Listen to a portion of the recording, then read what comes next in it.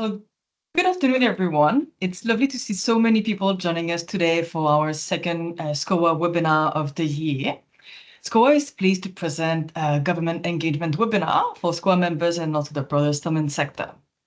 I would like to start by acknowledging the traditional custodian of the land on which SCOA operates, the Ngunnawal and Ngambri people, and recognize any other people or families with connection to the lands of the ACT and surrounding regions.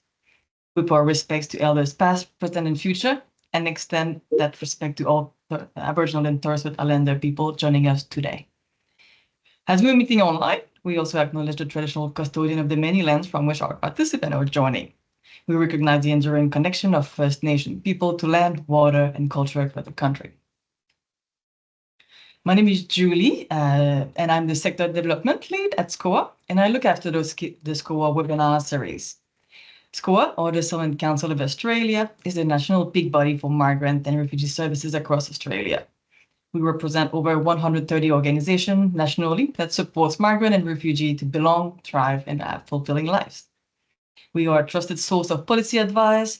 We also act as we provide policy advice, and we do also some capacity building of the sector, as well as research. And we are a thought leader on engaging with economic and social inclusion for migrants.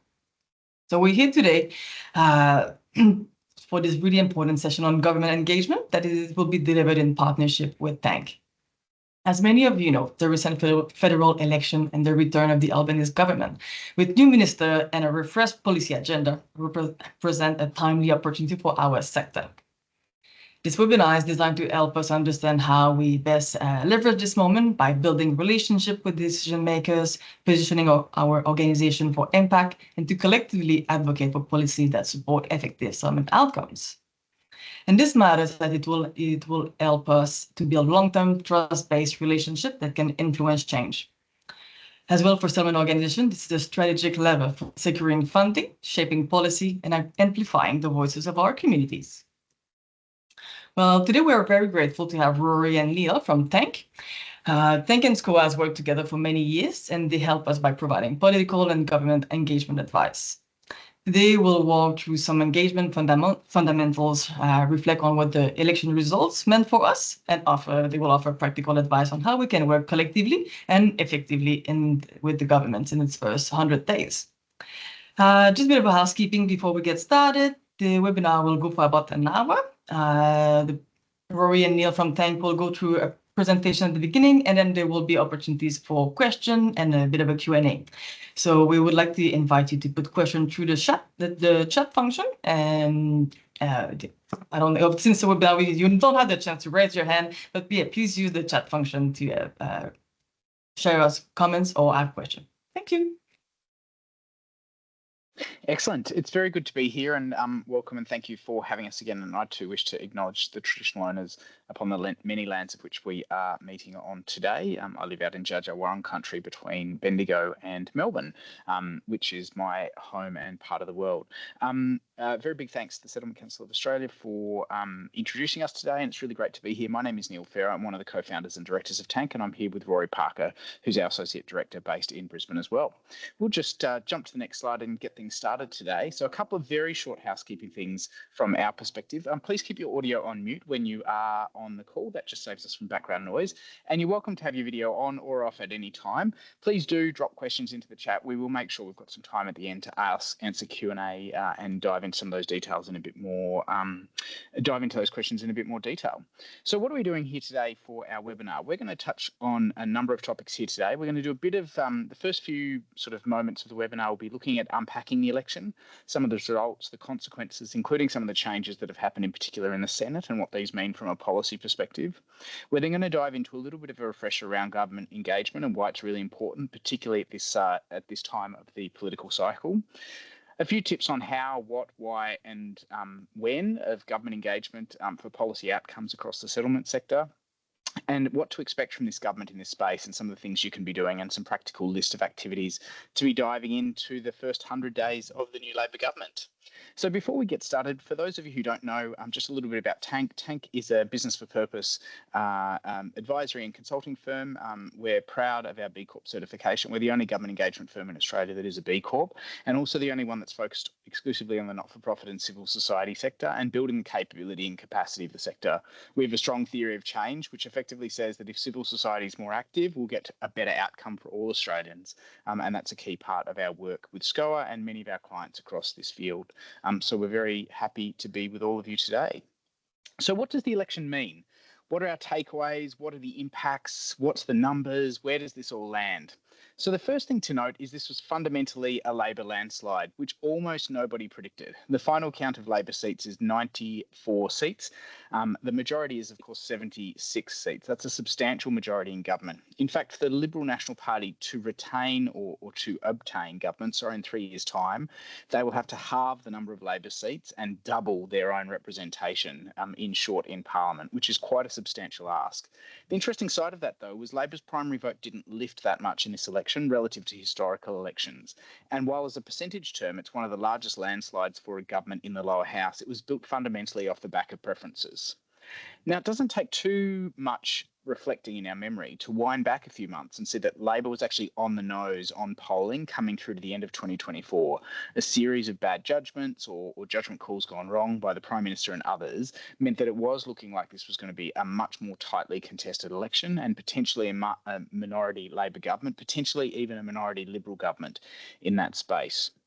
Instead, what we've found is Labor has improved their majority and Anthony Albanese has been re-elected. As part of this, we've had some really unusual outcomes. The youngest senator was elected from South Australia. In third spot in the ALP ticket, she turned 21 on election night. So, there's been some interesting correlations in that regard. For those following in Victoria, Labor has also picked up a third Senate seat in Victoria. This is the first time since 2007 that Labor has picked up Senate seats, or the third Senate seat in Victoria. As some of you know, in the Senate election, you typically have 6 seats that come up in each of the states each year, in each electoral cycle, Notionally speaking, 2 of them go LNP, 2 of them go Labor, 1 of them goes Green, and 1 usually goes to a centre-right or centre-independent. What we've seen in a number of states, South Australia, Victoria, and potentially others, is that Labor has picked up that third spot, bolstering their Senate numbers. Now, this will be really interesting when you look at the legislative makeup in the Senate. Labor no longer requires any of the Senate crossbenchers except for the Greens in this particular regard. So a lot of the inertia that we saw in the last term of Parliament, where it was kind of the Greens and Labor would support something, but then they needed to bundle together a number of independents, will actually shift dynamically in this election. Interestingly enough, an improved majority means lots of new members and lots of new opportunity for engagement. So hopefully the organisations on this call, and I know SCOA has been active in this regard, were reaching out to candidates when they were first pre-selected a number of months ago and starting to build relationships with them. Some of the people who were unlikely to secure seats have ended up as accidental members of Parliament, which really shows the importance of engaging with candidates. The shifting dynamic also translated into a cabinet reshuffle. What has happened now in Labor for the first time in a very long time is both the 2 major factions, the left and the right faction, have equal representation across cabinet and the outer ministry. This is quite a rare and unusual event, as historically speaking, Labor has had a slight majority to the Labor right faction, and there's a small number of unaligned MPs and senators who often sit in the outer ministry. But I think the rebalancing and the equalisation of cabinet is another interesting point to note. Now, we did see some factional machinations in that space. The big thing, I suppose, of the takeaway for Labor is with an increased majority, the government remains the same, but there will be changes and opportunities that come from this. Labor was initially planning a 2-term agenda when they were first elected a number of years ago, and seriously now they're pondering at what a 3-term Labor agenda might look like. So Labor is much more inclined to incremental changes across a 6-year cycle than they were before the election. Notwithstanding that, there's also some curious tendencies that have arrived as a result of what's happened in the Senate. So you might see quicker legislation through the Senate, less referrals, and an interesting mix of dynamics as the Senate becomes slightly easier for Labor to handle with their substantially increased majority in the lower house, still minority government in the upper house for the Senate. So what about the coalition? the election results for the coalition, the Liberal National Coalition suffered quite a devastating defeat, losing a number of key seats, including Dickson, held by the leader Peter Dutton, and their next cadre of leadership talent across a number of seats. What's more, a number of moderates continue to lose their seats within the Liberal Party. So you're seeing this tension playing out between obviously Susan Ley, who is a moderate within the Liberal Party, and the more conservative elements for the rights or the soul of the party. Now, senior party figures have pointed to the leadership, uninspiring policies. They went too far to the right. But then Sky After Dark and some of the other commentators think that the Liberal Party was too far to the left in this election. So you're going to see this continued tension playing out with the Liberal Party as to whether they veer to the centre or whether they veer to the right. The dissolving and subsequent re-signing of the coalition agreement now adds additional volatility, and we'll need to continue to monitor this identity to identify the right time to engage with them as well. They will do a substantial reset of their policies. Now, for those of you who've been in the refugee settlement and migration sector for quite a long time, while migration made the headlines in this election, this was the first election in a great many years, potentially 20 years since 1998, that we have not actually had refugees front and centre as an election issue. So for those of you who've operated in the refugee space for quite a while, this is an interesting point because for the first time we've gone through an election without having grenades and sort of the accusations and sort of the blatant sort of mistruths or manipulations of the truth that come with refugee debates in a very topical political environment. This can only be a good thing, as hopefully it means we can get refugee policy more settled and towards a more bipartisan approach. You'll see, particularly if Susan Ley, with the appointment of people like Julian Lester as Shadow Attorney General, hopefully softening their position and realising that elections shouldn't or couldn't necessarily be won by sort of the attacking that we've seen previously over refugee issues. So again, while migration made a topic, came up in this particular electoral cycle from both sides, it is the first election in almost 20 years where refugees haven't made a top 10 issue during the election, which is just a really interesting note. The final side of it on the Liberal National Party and working in opposition is the best policy opportunities happen when governments are not in government. So the Liberal Party will return to government eventually, sometime in Australia. Now is a really good chance for particularly this sector to really double down and invest their efforts in trying to get the coalition on board with a number of sort of more appropriate policies when it comes to resettlement and migration in Australia. There's no better time to do that than when parties are in opposition. So what's happened with the Greens? As I said, the Greens dynamic has shifted. The Greens' primary vote decreased across Australia at both the Senate and the House, and they obviously lost 3 lower house seats. They'll continue to hold the balance of power in the Senate, and interestingly enough, they'll hold the balance of power without the need for the crossbench, which will be an interesting dynamic for Labor to navigate. More and more legislation will be done effectively between the Greens and Labor in order to get things through to the Senate. You've also seen in the election of Larissa Walters as the Greens party leader that the Greens perhaps will wind down some of their rhetoric, which potentially has offended across this election. Some of the other contenders for leadership were much more determined to keep a hard-lined approach, whereas Larissa Walters has already sort of softened her approach around compromise and improving outcomes, which can improve legislation as opposed to stymieing or blocking legislation wholeheartedly. Post-election analysis indicates that many voters were fundamentally opposed to the obstructionism in the previous parliament shown by the Greens, and that they have to wield this power carefully. Max Chandler Max Chandler Mather's position as the face of this approach may have cost him his seat in Griffith, one of the few seats where Greens went backwards substantially on a primary vote perspective, as well as through preferences as well.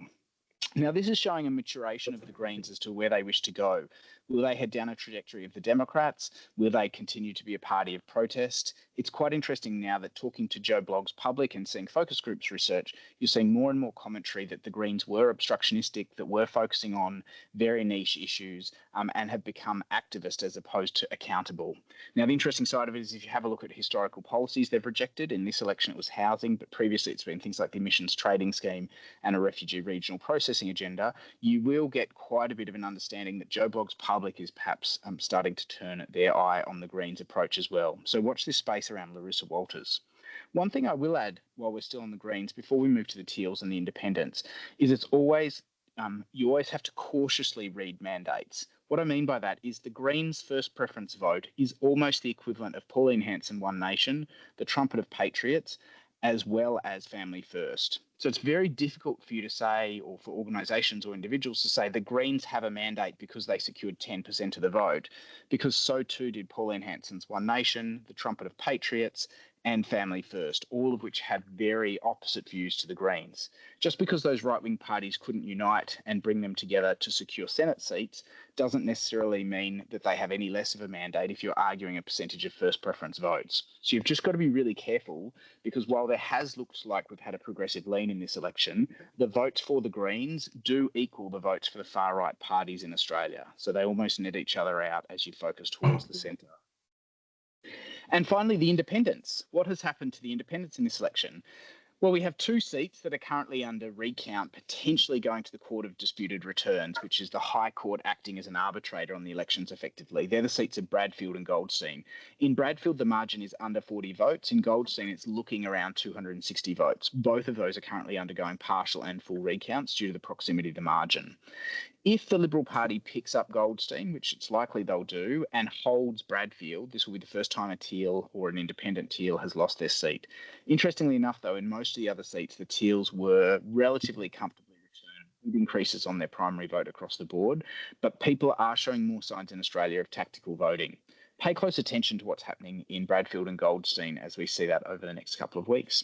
I'm going to hand over to you, Rory. Thanks, Neil. Why government engagement? Now, I'm sure many of the people on this call have heard me talk about this before and are already aware of this, but why should you be working with government? And obviously funding's the main one that everyone's chasing, but also policy change and legislative change that helps each of you as well. So what we'll have to look at is how we can engage effectively with government to achieve these. It's going to be slightly different for each objective, but overall, the rules remain the same. So firstly, we need to keep all 5 stakeholder groups in the loop. So that's ministers, members, departments, central agencies, and political parties.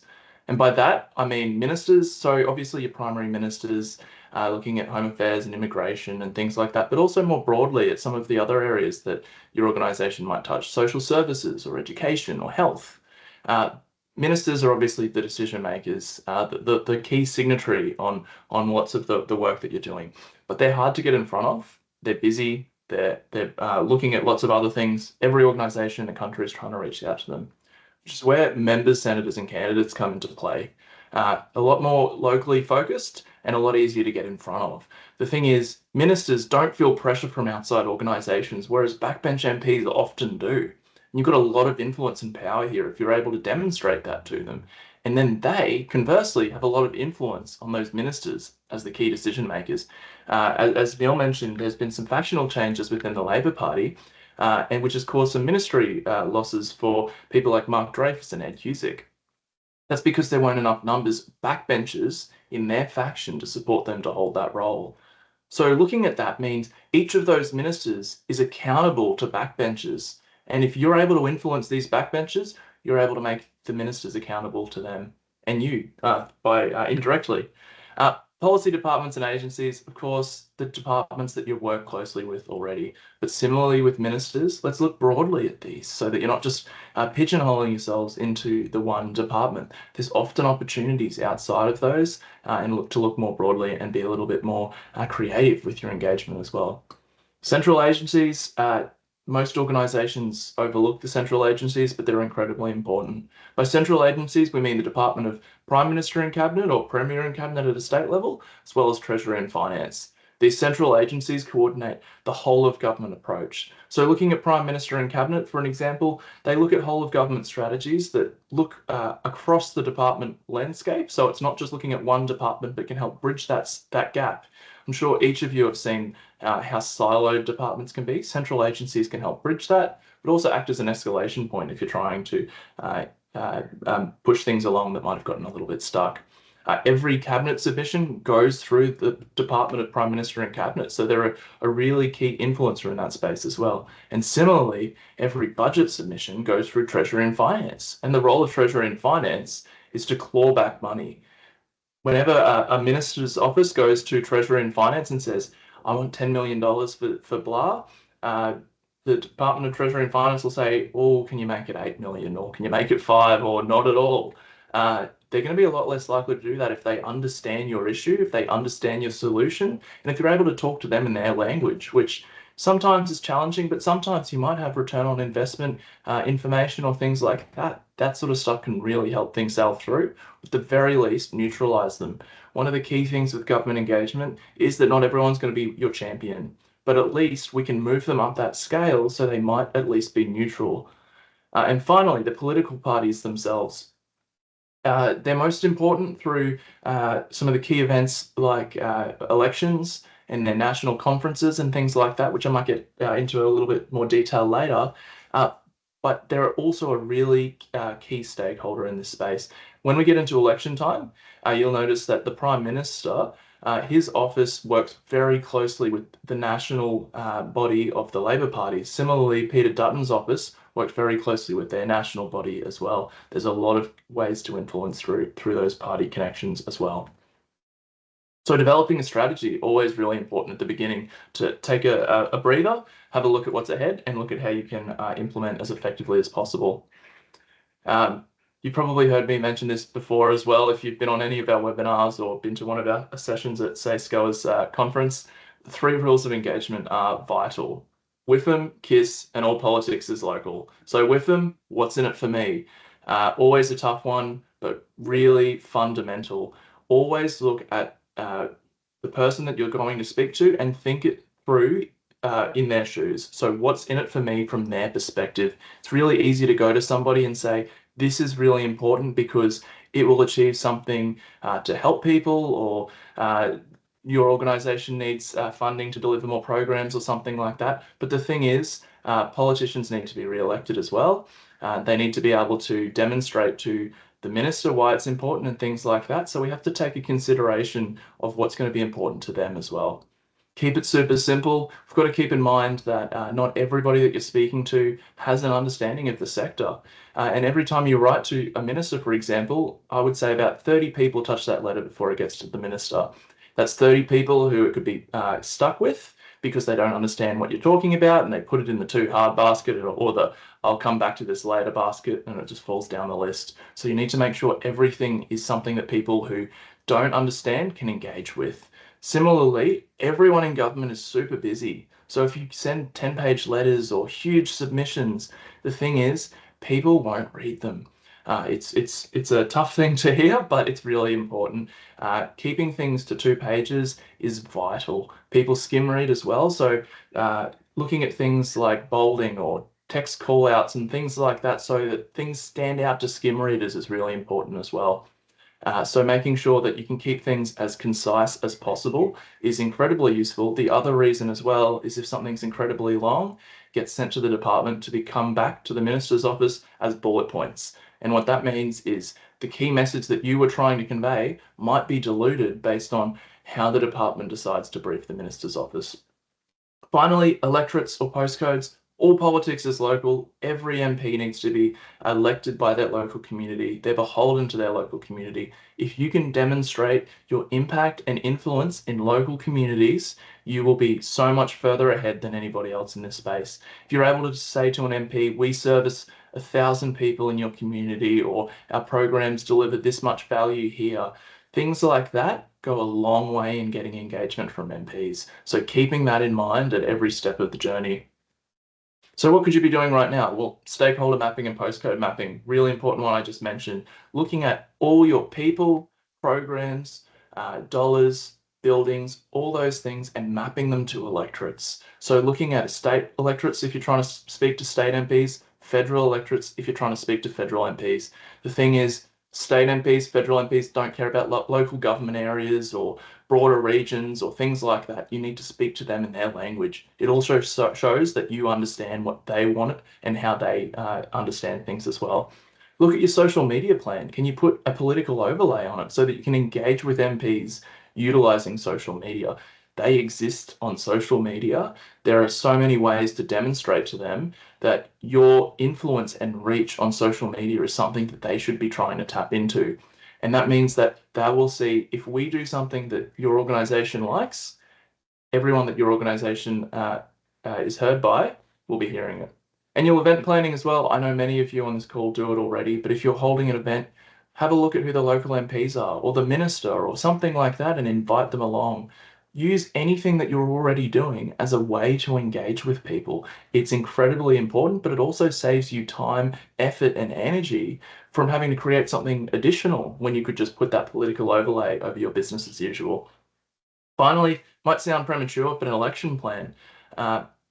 We know that an election will be coming up in the next 3 years, so plan ahead for it. We know they're kind of getting their feet under the desk right now. Then there'll be some policy planning and consultation based on election commitments. Then they'll be delivering, and then they'll be looking ahead to the next election. If you can stage your thinking based on the horizons that we know we have in front of us, you're going to be in a really good place come next election. So think about your story. Who are you? What do you do? Where do you operate? Who benefits from your service? And that with them, what's in it for the politicians as well? And have a think about how your story aligns with that of government. A lot of new MPs have multicultural backgrounds. Can you talk to them and engage with them on that basis?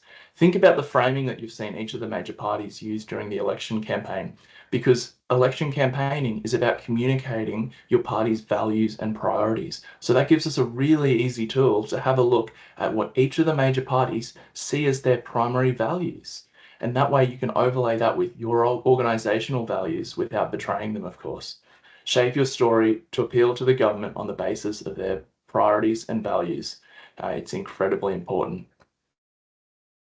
So what can you expect from Labor's majority government? So should you expect more of the same? Like, yes and no. It's a tough thing to read right now, but the thing is, different dynamics mean different outcomes. So the beginning of their first term, it focused on the voice referendum. That was their key priority. And following its failure, time was spent regrouping, rebuilding, licking their wounds, and then rebuilding momentum. This term, they don't have that challenge. They've already come out the gate looking strong, whilst the opposition has been in a little bit of chaos. So they have a lot more ability to take some greater risks. Similarly, that bigger majority means that they have more of a mandate to take these risks as well. Also, of course, that Greens balance of power in the Senate will come into play, as Neil was talking about as well. So they have a lot of power to shift things to the left through the Senate. So we'll have to see how they're going to negotiate with Labor. As Neil was saying, they might change their tack from the previous term of government, in which case we might see some strong progressive policies come through. There's, of course, new faces on the front bench as well. So senior figures retired at the end of last year, at the start of this year. It's created a bit of friction within the party, and many of you have maybe seen the ministry list that's been unveiled. There's been a lot of notable changes. You might have seen Plibersek was moved to social services, Amanda Rishworth to employment and workplace relations, and Minister Watt taking Tanya Plibersek's old position in environment. And as I mentioned before, Mark Dreyfus and Anne Husick both losing their positions in the ministry due to factional challenges. You might have seen as well how that's shifted, how both of them have been appearing externally as well. Ed Husick in particular has been very vocal since he's been moved to the backbench as well. Tony Burke has maintained Home Affairs, which includes, of course, immigration and citizenship and things like that, with some additional powers. And he's retained his two assistant ministers in Julian Hill and Matt Thistlethwaite in their roles as well. We, of course, also have seen the Shadow Ministry coming through in the past week, with Andrew Hastie and Paul Scar taking some of the key roles for the sector as well. So the thing to keep in mind is each change represents a new opportunity. So that's new people to meet, fresh perspectives on policy, and of course, new staffers to influence as well. So when there are changes, staffers have an opportunity to stay with their minister, stay with their portfolio, or completely just leave. The thing is, if there's a new staffer coming into an area, they likely have no understanding of the sector outside of maybe what you see in the news. These are people who need organizations like yours to help guide them in this space. They're actually actively looking for people they can trust. So if you're able to establish yourselves with these new advisors, there's a really good opportunity to influence the overall decisions of government. So is the agenda set in stone? Absolutely not. New ministers are seeking to establish themselves from their predecessors. Returned ministers may take even greater risks given the larger majority. Keep in mind, there's a lot of things they've probably been working on behind the scenes, but just haven't been able to get over the line because the party hasn't want to take a great risk ahead of an election. So promises and commitments made through the campaign must now be delivered. Many of these will require consultation as a first step. So keep your eyes out for that, because there's going to be ways to engage with how some of those election commitments are delivered in your communities, in your sector, and more broadly as well. New backbench MPs will bring their own experiences, vision, and priorities.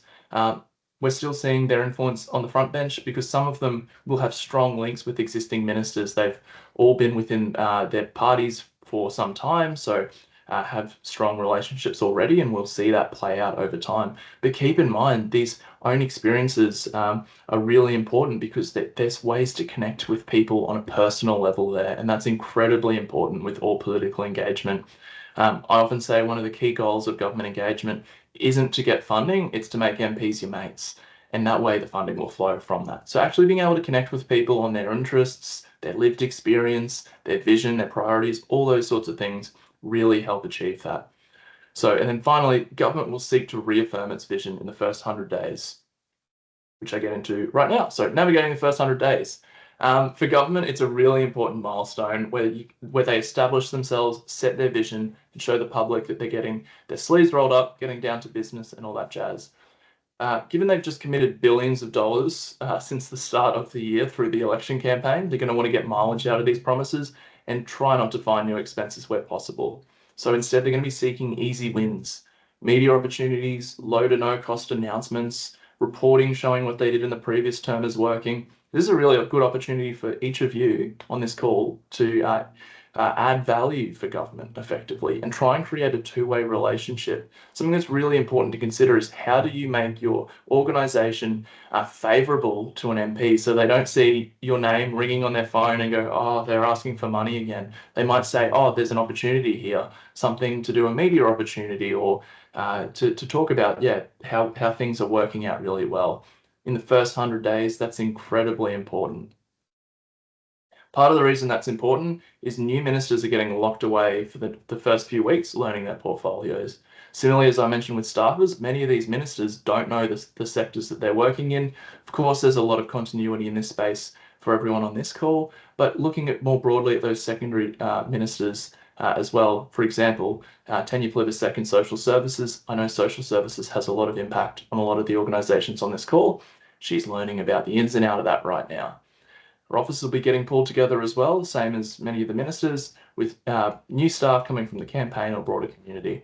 We actually have seen that the ministerial advisor EOIs are open at the moment. They just opened recently and they don't close until the end of June, which is a good sign. Those offices are going to be a bit of a mess for a while, which is why it's great to be able to offer them easy wins and opportunities to re-announce election promises and things like that, because they're seeking these things already. They just don't have the resources and capacity right now to necessarily find them. So if you're able to help them in that regard, they'll remember it and it gives you an opportunity to engage as well. So it's a great opportunity right now to brief up incoming ministers, become that thought leader for their portfolio. For new MPs, they're thrown in the deep end. There is training in Parliament, but it focuses more on procedures, standing orders, all that sort of stuff, and not really how to be an MP. Many of the new MPs will be open to being influenced by organisations that meet with them. Their primary focus is really going to be on local matters rather than the bigger picture issues, which is a great opportunity for you. Each of these new MPs are going to want to try and meet with local organisations, local communities that are tough to get into, which a lot of culturally and linguistically diverse communities can be. So actually giving them that way in is invaluable for them and a really good way to build that two-way line of communication. So what do the first 100 days mean for your organisation? Effectively recapping, every organisation is different. Best practice means tailoring your approach based on who you are, who you need to speak to, and what you want to achieve. If you're a giant organisation, the world, sky's your limit. If you may be smaller, it might be worthwhile just having a look at who's your local MP, how can you engage with them on things that you're already doing. Just have to consider your organisational capacity and what is or isn't realistically achievable. But the thing is, even just a couple of letters is a really good step in the right direction. It's important to build a government engagement plan so you can identify your vision and strategy, and remember that politics is an expression of values. So find that values overlap so that you can talk about things you agree on rather than argue about things that you disagree on. There's a lot of value investing in your capability, because those relationships will likely be the deciding factor in government decision making. And over to you, Neil. Excellent. Thanks for that, Rory. So what should you be doing now? Now, we've put up sort of a number of bits and pieces for consideration for the SCOA broader community. First thing off the bat is things like congratulatory letters, an opportunity to build your relationship, work together in government, a touch point for new MPs, a touch point for new ministers, an acknowledgement of the shifting sands, and recognising that a lot of the staffers and officers at the moment will still be in a state of flux. The second thing is looking at things like commiserations letters. Today's candidates are tomorrow's advisors or tomorrow's next week's MPs, ministers and beyond. Lots of people who have run will continue to run, or lots of people who will engage will pop up in other elections and opportunities. This is particularly the case in Victoria and South Australia, both of which have state elections next year. So you will see some Labor MPs who were perhaps unsuccessful or ran in very safe Liberal seats running in those. Likewise, you'll probably see some unsuccessful Liberal members of Parliament and candidates running in Labor seats, particularly so in Victoria, where the state Labor polling is very different to federal Labor polling. It's really important to consider the nurturing of relationships with MPs, candidates, medias, and political staff. Good organisations have actively been engaging via text, social media, email, letters, and everything in between to continue to build these relationships. It's also really important to promote and back in any commitments that you've received. Tank historically has worked with our clients to secure over $2 billion worth of state and federal funding since inception. Now, the interesting side of it is a lot of those commitments are made very lightly in a media release, and it's really important to be able to back them in fairly soon. The other reason why that is some of those commitments, you might be under the expectation they'll happen immediately, but from a government perspective, they still could be 2, 3, even further years away that the government has committed to them. So it's really important that you're backing in commitments, making sure you're creating, as Rory said, easy wins or opportunities in that space as well. The fifth point is really to be active and engaged, help set the agenda for the new government. The new government has already been giving cues that they're not going to stretch much beyond their mandate. So Labor is looking at a slow and steady, this is what we took to the election, this is what we're hopeful for next. So it's really important that you link those things back through to policy positions, announcements, or other media that received during the election. And a little other thing to consider, which isn't on the slide, is Labor will be having their national conference in approximately 18 months' time. This is a really great opportunity for more ambition to come out from the Labor Party, because before the national conference, they won't necessarily have the cover to push that ambition, given their slow and steady state when it comes to electoral dynamics. So what should you be aiming for now? There's a number of key activities across the horizon. The first is we will have a mid-year economic and fiscal update, or a mini budget, that is usually around the second week of December, sometimes a bit earlier. So the government will be recalibrating and asking for submissions in the MyEFO. Interestingly enough, almost as soon as MyEFO is finished, the government will start consultation for next year's federal budget. So that process will run predominantly across November, December, January, before it starts to get finalised February, March, ready for what we think will be returning to a fairly normal budget cycle of end of May, June for Commonwealth budgets going forwards. MPs begin pushing for their budget asks around October this year. You heard that right. We're in May, soon to start June, July, August, September, October. In less than 4 months' time, MPs and senators will start pushing their local budget bids, ambitious policies, things they want funded.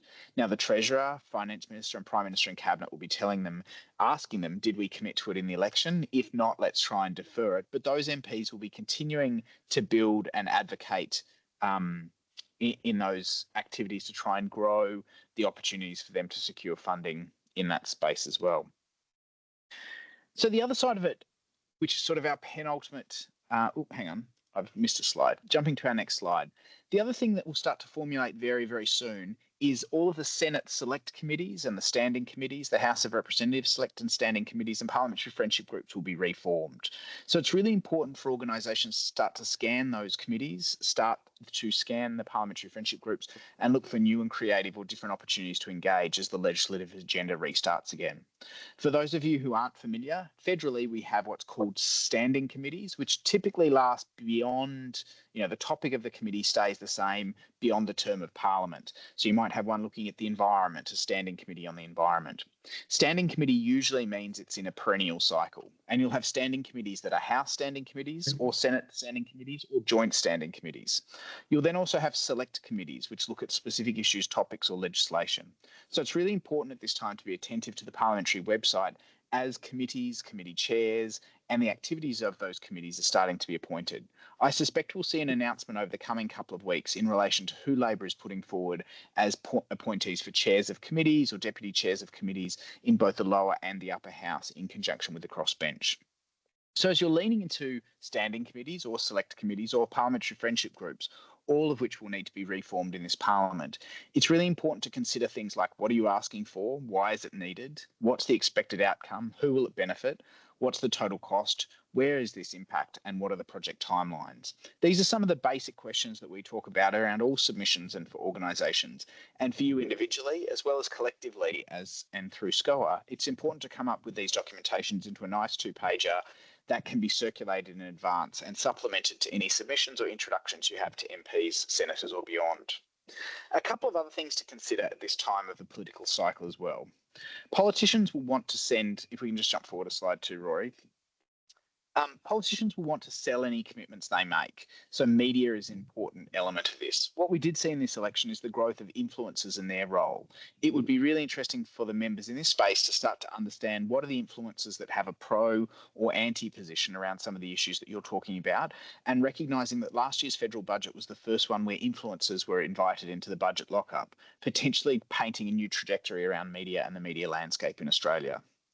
Secondly, all politics is local and will remain so. Looking at how this impacts constituents, local businesses, communities is really important for any advocacy you're doing at this time of the cycle. Look at the broader political environment. It looks like Labor will win in South Australia next year. It looks like Labor will probably lose in Victoria next year at a state electoral perspective. So how does that impact the environment of state elections and federal elections? What are the concerns that will or won't be raised, and what are the consequences as a result of that? Think about the outcomes you want to achieve and your ROI. How can this be proven? And some of the impact and research that goes around it. The other side of it is MPs only respond with action if there's a problem that needs to be solved. And one of the biggest disadvantages that we see time and time again across some civil society and not-for-profit space is arguing for a solution without positioning the problem that government is seen to be solving as well. So it's really important to remember that problem-solution mindset as well. And the 3 final tips for those of you who've been across some of the TANC webinars before: politics is about the possible, and it's the worst system of government we've ever had other than everything else we've already tried. So, democracy is imperfect. It's really important to remember that politics is all about finding your middle ground, making it relative and relevant, and really keeping it real. And understanding that politicians and political stakeholders won't necessarily be across the depth of content that you may be, and it's really important to help get them up to speed as much as possible. So that concludes our webinar today. We'll put up on the Q&A slide, and I know we'll hear a little bit more from the team at SCOA. We've finished so that we've got probably about 10 minutes for questions and answers, and I know that there is a couple of questions that have gone into the chat, so I'll start diving into each of those to begin with. I can answer the second question first in relation to the slide availability. Most of our slide content is available in those 2 white papers that we had up on screen. So if you click those QR codes, I might get Rory to put it back up again just with the final slide there. If you click the QR codes, both of those QR codes have a white papers, blogs, and a lot of our content available. For those of you who aren't as technologically literate, of which I fall into that category, if you just visit the TANC website, tanck.com.au, you can download the white papers and blog articles from there. The second question that popped up, and I'll take this opportunity before answering it to encourage everyone to sort of drop some questions into chat, but we will do facilitated hands up questions as well if people would like. So there's a question of what sort of events do you recommend our members organise, host in order to facilitate and nurture relationships with local government? It's really important to remember with all events that the timelines are critical. So what I mean by that is you really need to save the dates for ministers and save the dates for backbenchers, mayors, often 3 to 6 months in advance. So they're quite substantial timelines around events. We talk to our clients and say, don't specifically design events for politicians, but look at what events you're already doing and how you could leverage them politically, whether you're traditional ribbon cutting or award ceremonies, whether they might be an opportunity to meet a constituency group, whether it might be meeting people in their electorate. Ideally, most organisations who are proactive in their government engagement will have a calendar of events where there is something that they can invite a politician or political stakeholder to, usually every 2 to 3 months. So this could be really simple. It could be visiting a local social enterprise for photos, or it could be talking about about problems that you have or solutions that you have in a particular topic area. It could be an end of year graduation if you're in the employment and education space, things like that as well. So when it comes to events, don't necessarily create them for political outcome, but consider your event structure and how you can make minor changes to those events to help drive a more successful political engagement down the track. Now, I'm just double checking. We might hand over back to the team at SCOA just to help facilitate some questions across the group. There's one other question jumping into the chat. So I'll keep driving to the chat questions, but please feel free to put your hand up as well if you want to ask a question in person outside of the chat as well. What kind of budgets do local MPs have? So local MPs will have quite a substantial communications budget. Communications budget covers everything from postage, mailing, stamps, sort of everything in between. But they'll also have what's called an electoral allowance. The communications budget, and I might get Rory's more aware of some of these, or at least what they used to be. Typically, the communications budget is into 6 figures each year. And I think the parliamentary allowance that most MPs get, last time I checked, was in the queue of 50 or 60,000 a year. But Rory, I might hand that to you because you're a bit more familiar with the allowances politically. Yeah, absolutely. So the thing is that they have these budgets available, but they are utilized for everything that they have to do. So the printing and communications one is effectively anything with paper or cardboard. The funny thing, like you can't use corflutes or things like that, but you can print on really thick card, which is pretty similar. So there's some interesting quirks in that space. But that does mean they can do printing for organizations if you don't have a printer available and things like that. There are pretty strict guidelines around that. That electorate allowance one that Neil mentioned can be used for pretty much anything, but it isn't substantial because you've got to keep you've got to keep in mind Did they not put it in the bag? Oh, sorry. Could we Sometimes just I might make sure put it in the bag. everyone's muted? Who's Yeah, it might be. hang on? I'm going to mute all Rory. Okay. Sorry about that. And so, sorry, the electorate allowance is quite substantial, as Neil was saying, tens of thousands of dollars, but it does kind of pick up everything that they have to do. So if an MP is hosting events themselves, that's kind of the budget that they pull from and things like that. It can be utilized for helping organizations, but you need to be able to demonstrate the need, and it wouldn't be something that they want to pull out lots and lots of money on. The thing is, though, like with budgets for spending or investing in organizations like yourselves, they don't have a bucket of funding that they have free reign over. There are some grant programs that local MPs do have a lot of influence on, like Stronger Communities, which I'm sure many of you have seen in the past, where they can effectively put in their bids, and 9 times out of 10, the organizations they select get that funding. But otherwise, they do have to go through the processes of government, which means getting a minister on side or working through grant programs and things like that. So there is red tape that the politicians have to jump through, which is why developing those relationships are really important, because they can't just cut a check. It is a lot more difficult than that 9 times out of 10. Sorry, just looking at the chats. So let's digest. Said Labor's majority will embolden ministers to take risk, but also said the government broadly will be taking a slow and steady approach to reform. Can you talk through how that will look and how to navigate that? So there's a couple of things there. So they obviously have a mandate in some key spaces where they will be able to be a bit more emboldened in their approach. There are going to be challenges for them, and you have seen through the previous term of government that the Albanese government has tried to play a bit of a small target approach. So there is a little bit of a balance there.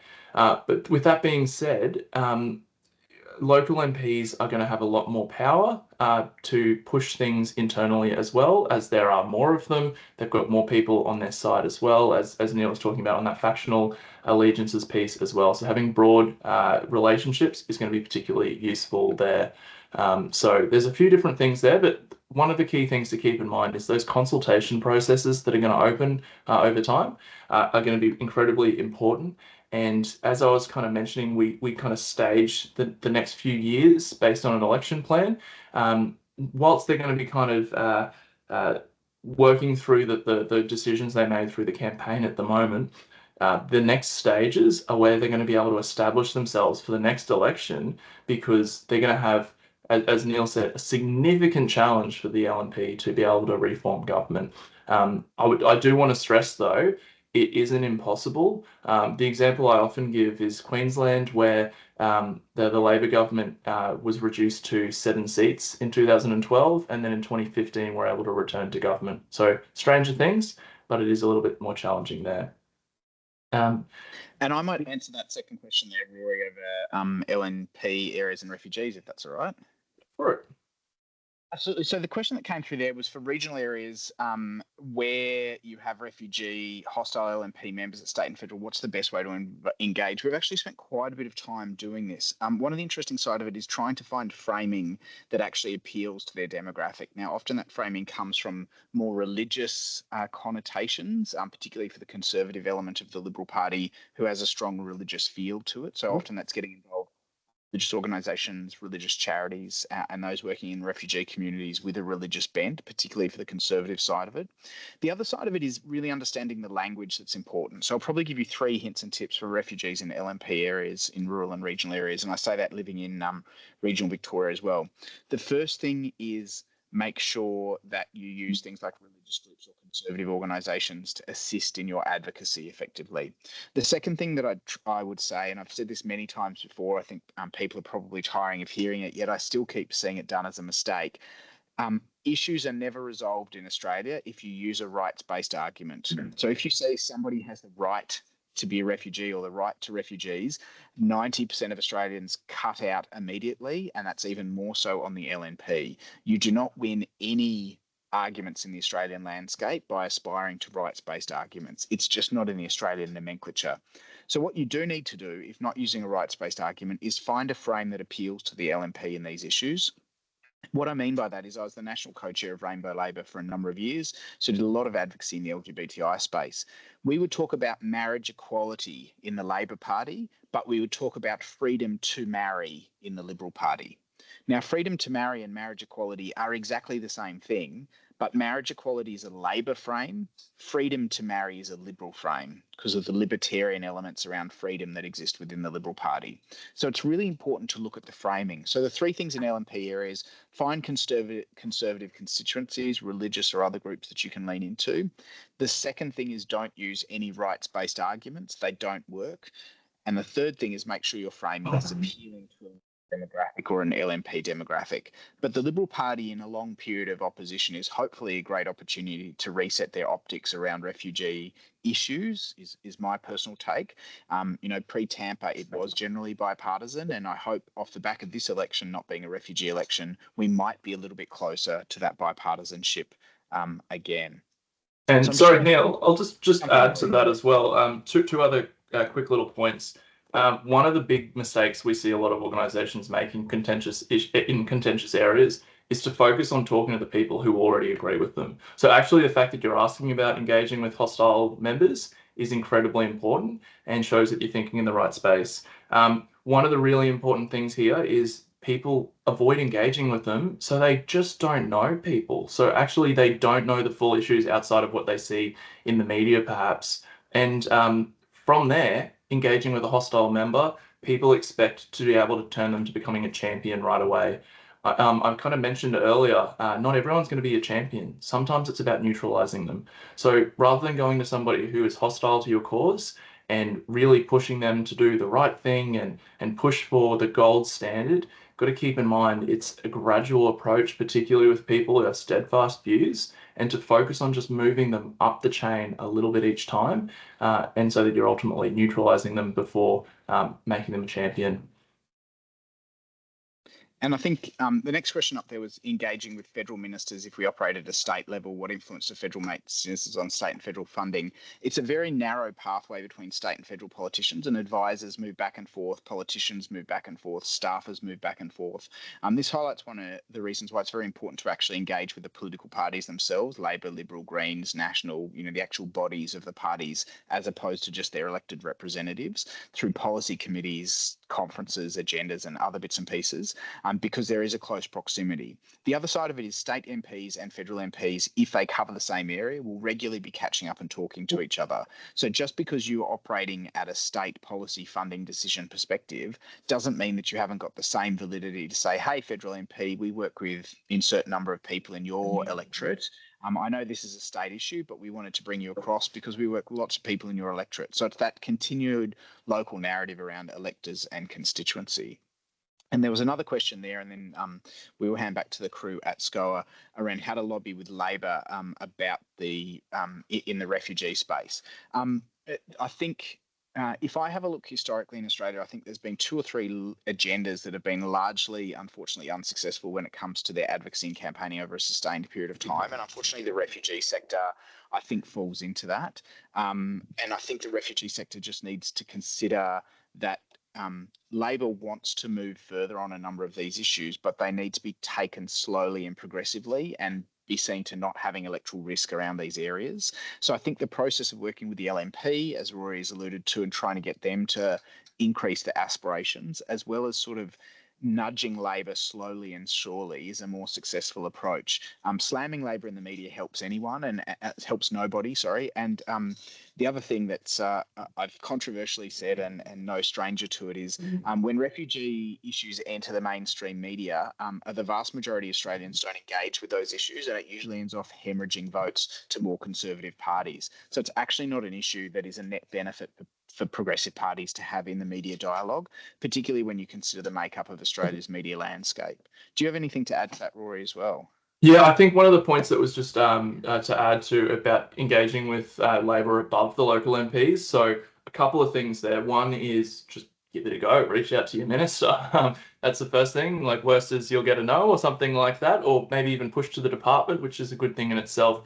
The thing is, engaging with local MPs helps you engage with those ministers and those senior people as well. Like, one of your asks for a local MP doesn't have to be for money. It could be, hey, could you introduce me to somebody? Or we'd love to host the minister here. Things like that. Like, actually using those people who can influence the minister as a connection in is really useful. And also don't overlook staff as well is another thing I'd say. And finally, Neil mentioned the Labor Party platform and national conference. That is a hugely important way in shifting the party more broadly. The LNP have conferences as well, but obviously Labor's in government at the moment. Their conference comes up next year.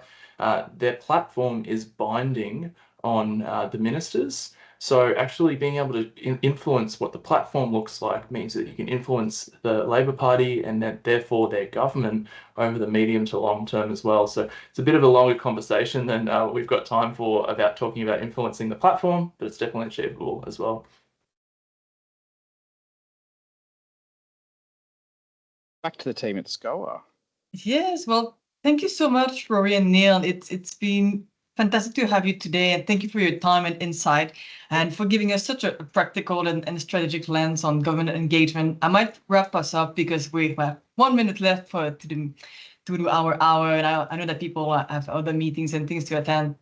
So it's been an insightful session and with great takeaways on how we can better position organization and our sector to build a meaningful relationship with government, shape policy, and ultimately, well, improve settlement outcomes. So to everyone who joined us today, I thank you for your time and engagement. We had many questions. Thank you so much for that. And we hope today's session has sparked ideas and given you the confidence and tools to take the next step in your own advocacy efforts. SCOA is committed to supporting the sector and building strong, trust-based relationship with government. And if there's anything more that you would like to learn or explore further, well, please feel free to reach out to the SCOA team, as we'd love to hear from you. We will be circulating a short follow-up email with the recording, resources, and a short feedback form. We'd really love for you to take a minute to fill in that form and share your thoughts on the webinar and how we can improve so that we can make sure that the future one also meets your needs. Thank you again for joining us, and we look forward to seeing you at the next SCOA webinar. Take care and have a good afternoon, everyone. Bye, Neil. Thank you, guys. Thank you, Neil. Thank you, Rory. Thanks, everyone. Bye now. Thanks, Paul. Thanks, everyone.